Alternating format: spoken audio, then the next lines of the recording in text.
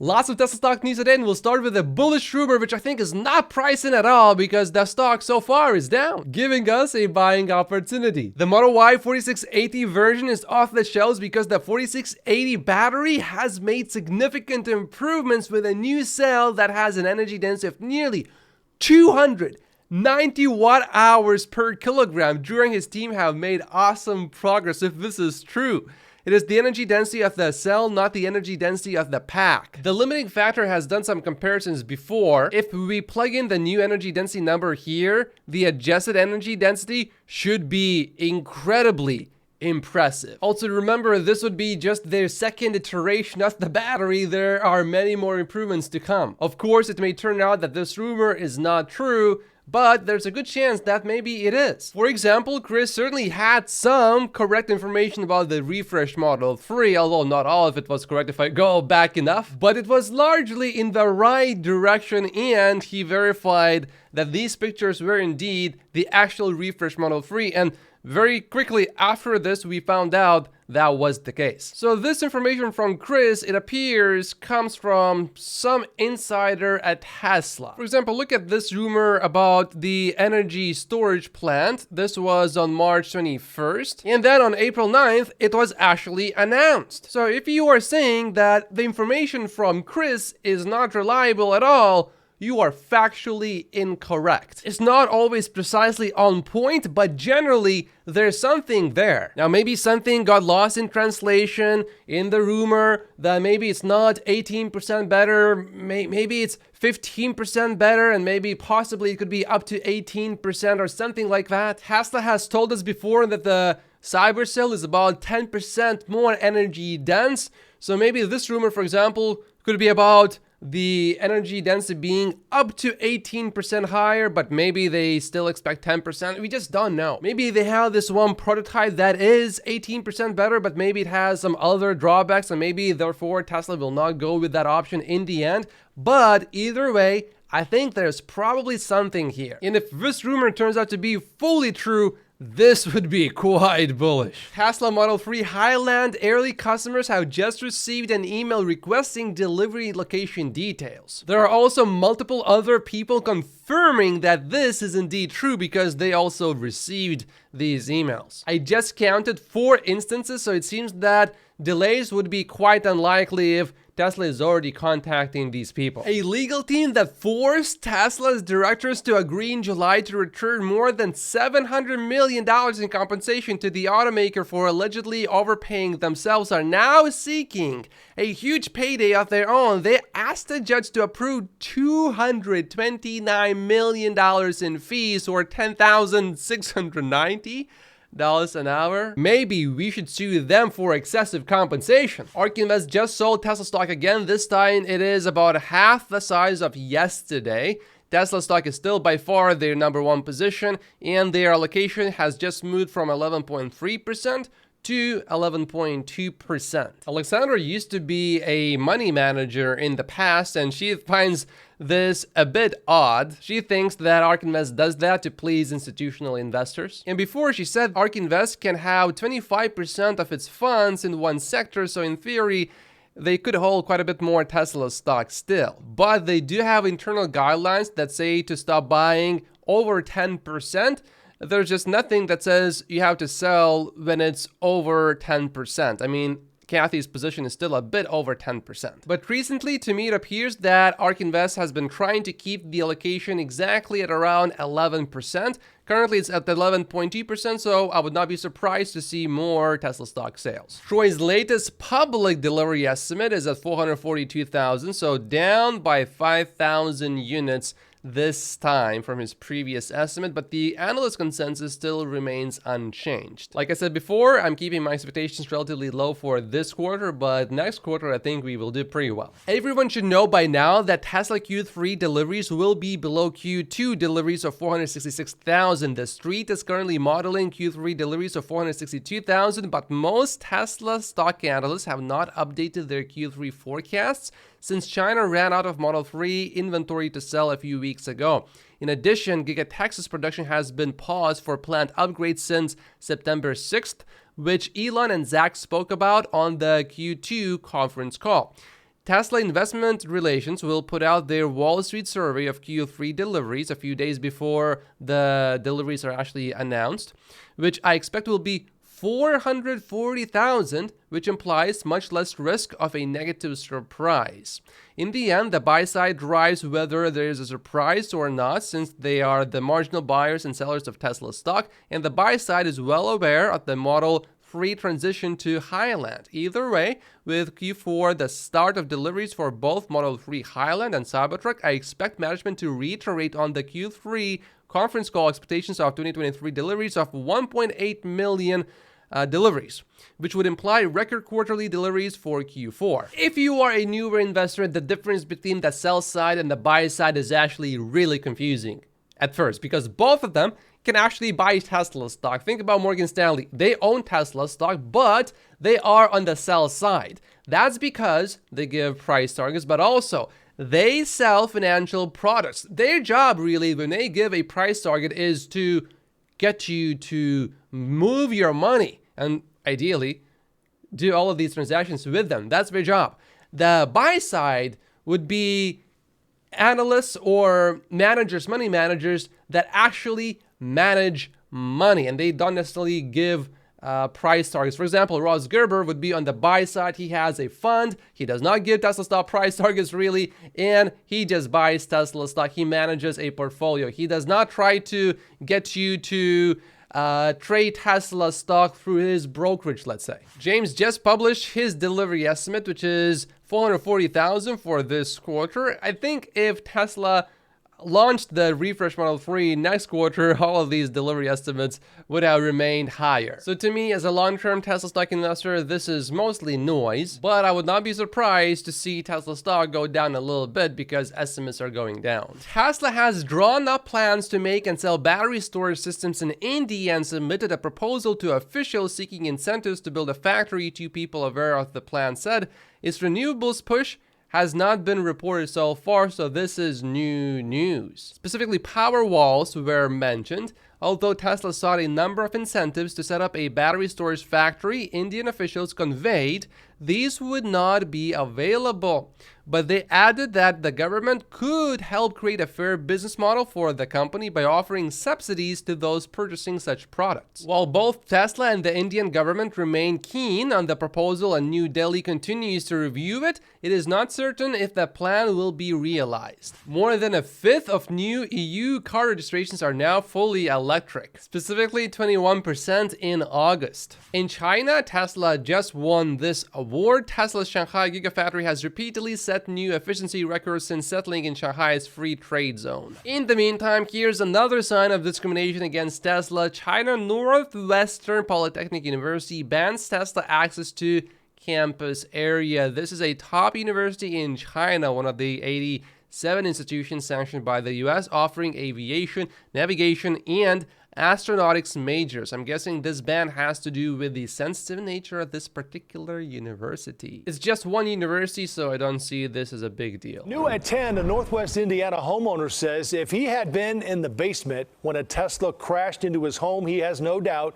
he would have died. The car landed on his couch, where he usually sits. A last-minute decision is what possibly saved Robert Panazzo from being struck, or worse, killed by this car. It was either go in the garage and do woodwork or go downstairs and watch TV. If I would have went downstairs, I'd be dead. The Tesla landed on my lazy boy.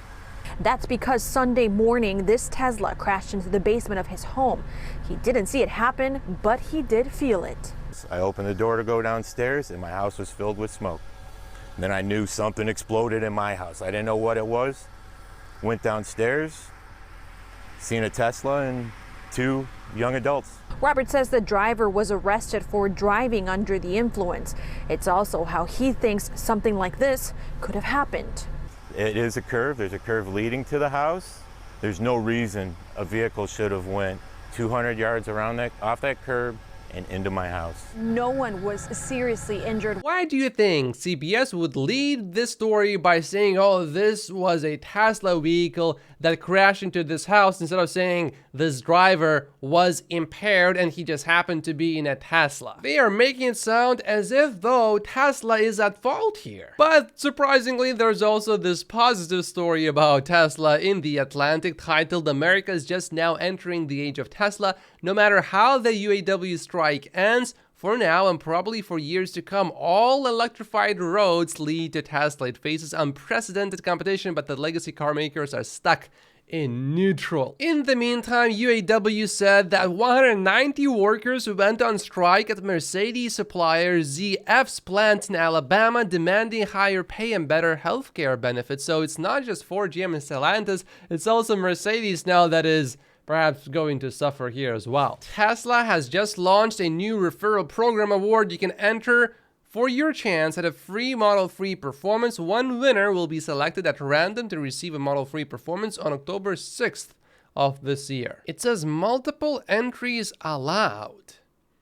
Maybe I should start promoting my referral link and then use all of my points to try to win this car. I don't really need another car right now, so I would probably just sell it. And check this out. Starting September 19th, 2023, if you refer a friend and your friend places a new Tesla vehicle order and takes delivery of that vehicle by September 30th, you will automatically be entered for a chance to win a Model 3 Performance as well. With a total of 34,000 vehicles sold in Europe in August, Tesla increased its year-to-date growth from 134% in July to 145%, and it closed the gap on the next brand a little more. Keep in mind, this includes gas-powered vehicles as well, and Tesla is right here about to take over Fiat, Opel, Ford, Hyundai, and a few more. China's Pinplay issued an apology to Tesla. They had a reputational dispute with Tesla and lost the lawsuit. Here's a translated version of that, and here's an easily readable version. Someone has a neighbor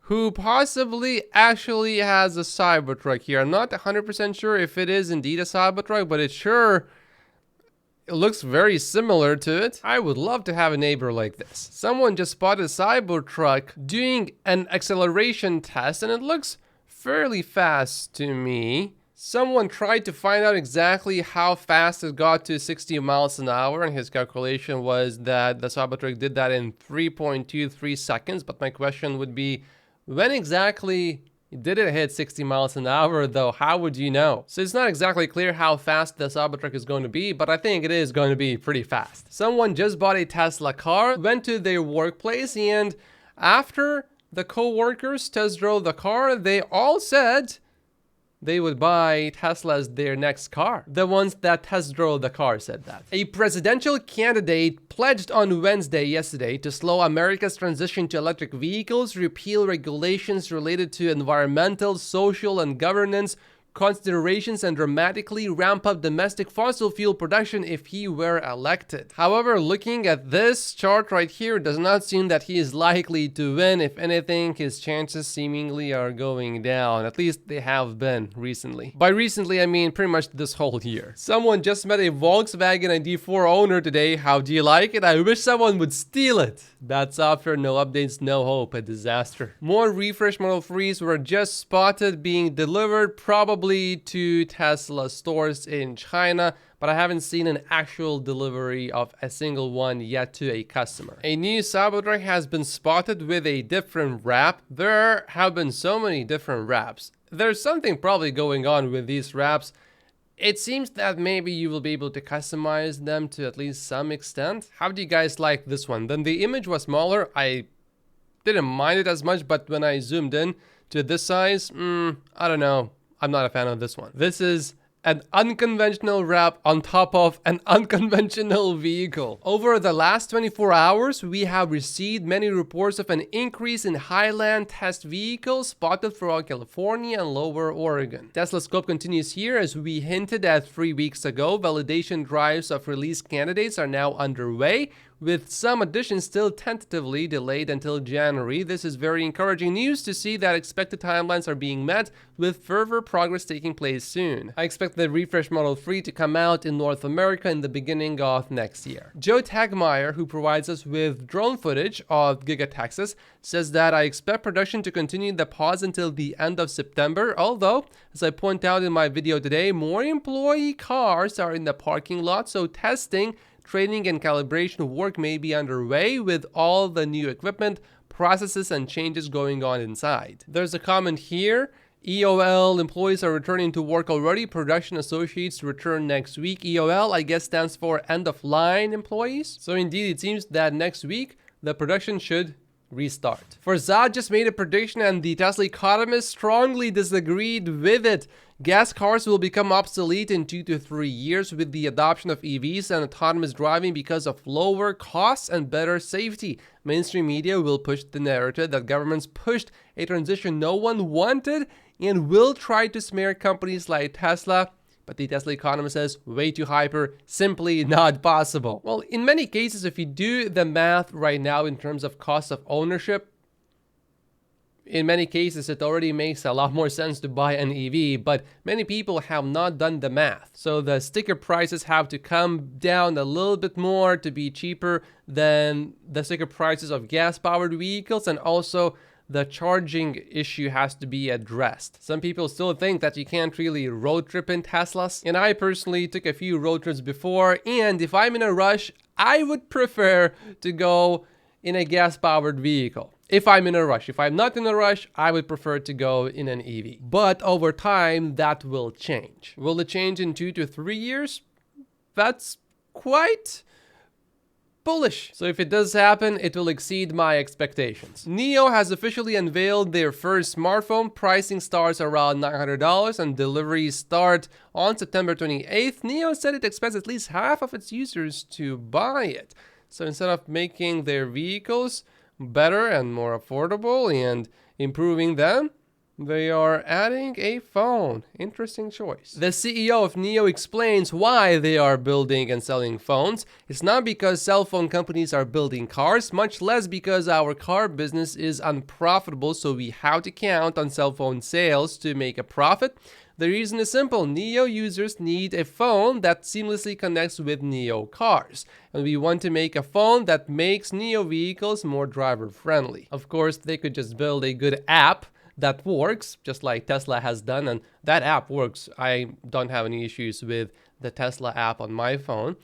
And I think I agree with Ray. I think he still wants to make money from the phone business to offset some of their losses in the car business. NIO also just unveiled their first developed LiDAR chip. China's largest automaker BYD is set to take on Toyota on its home turf.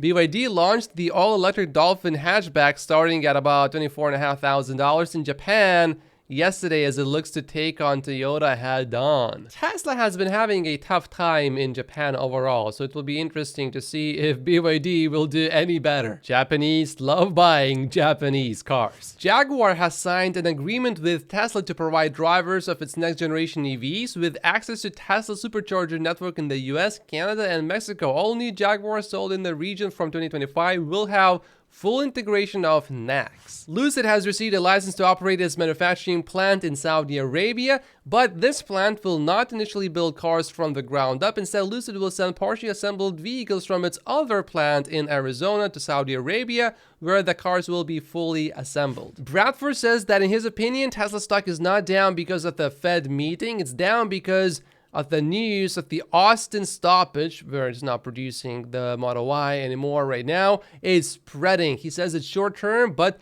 the fears are spreading nonetheless. Elon Musk just replied to this post from Farzad. Farzad says here, this study backs up notion Tesla doesn't need to advertise, they need to lower costs.